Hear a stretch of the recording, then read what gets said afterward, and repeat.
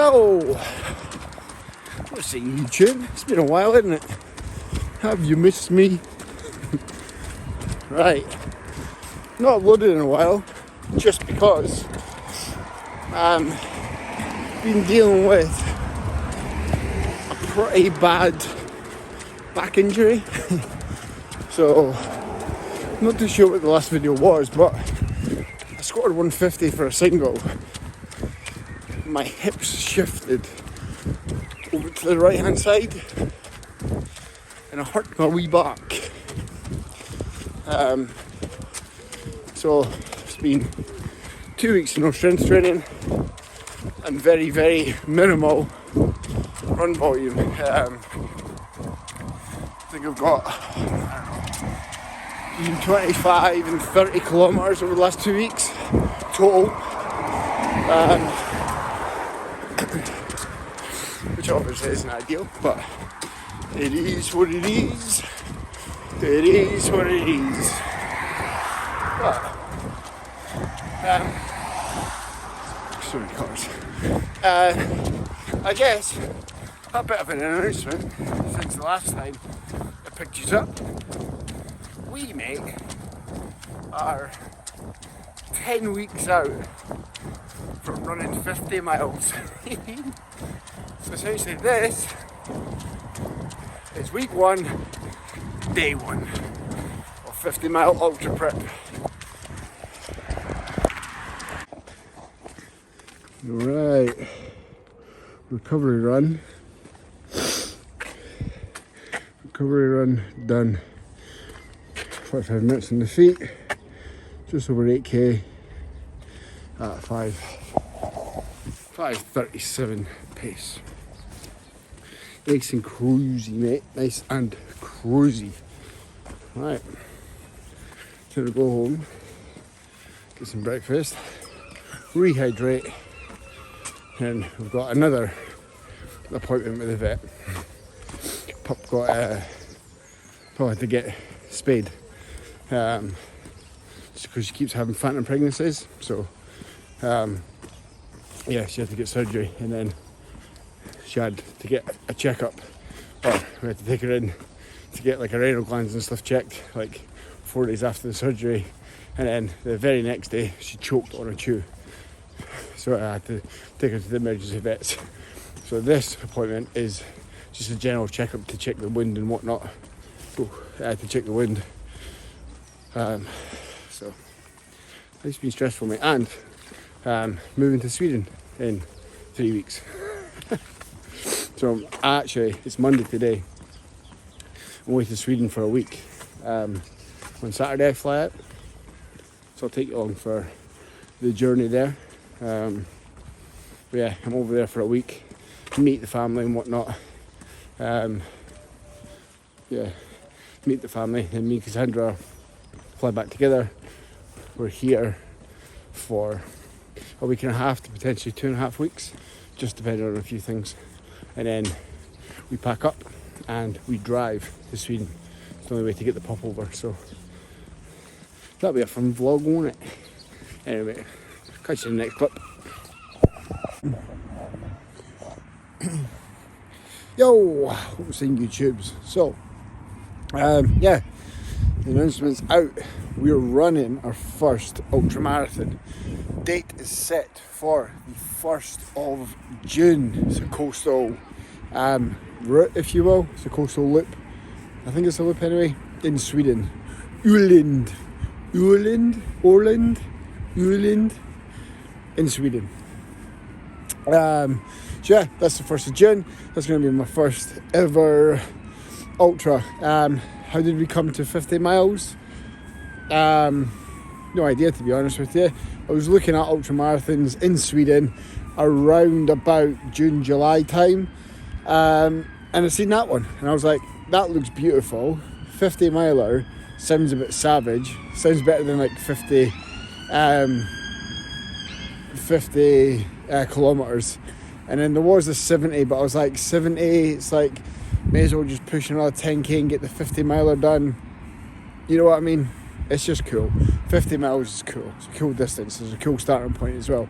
I do, if I can find one, I do want to box off there's someone behind me. I do want to box off 100 miles this year. 100 miler. That would be fucking sick. Like, really sick. But I guess I frequently ask questions like, are you quitting Hyrox? What's happening with Hyrox season? Etc. I am by no means quitting Hyrox. I'm just taking an extended break from Hyrox. This season, although I improved massively, 23 minutes in total, inside of a year, I'm still way off pace, like 75 minutes. The reality of that situation is 75 minutes is like a bang average time. I mean, it's above average compared to like the actual average Hyrox time, but like for someone who trains as much as I do and has the flexibility to train as often as I can, really, it is a bang average time, and I'm just way off pace. I really am. I can honestly look at myself this year or the last year in Hyrox, and I have given it my all. Can't believe that. And I have given it my all. Of course I have. Like, I've improved by 23 fucking minutes, but I'm just way off pace. So I need, again, an extended off season to really get fitter. And there's no better thing than clocking up some serious miles and achieving some pretty cool things in the meantime. I think all too often people think off season they don't compete, and it's just about, you know, gym programs and training and things like that without any sort of competitions. You can still be a Hyrox athlete and do Ironman and triathlons and marathons and half marathons, and in my case ultra marathons.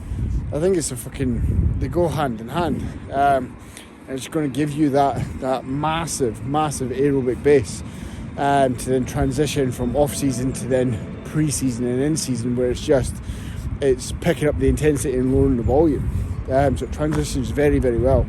And I think from a mental performance kind of standpoint as well, it's fucking going to challenge me. The 50 miler, and if I do the 100 miler, it's going to challenge me like nothing else.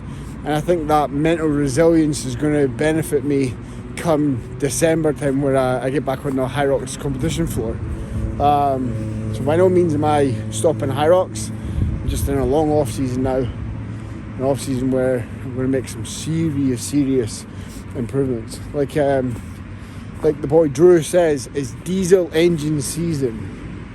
That's what that's what we're titling this, diesel engine.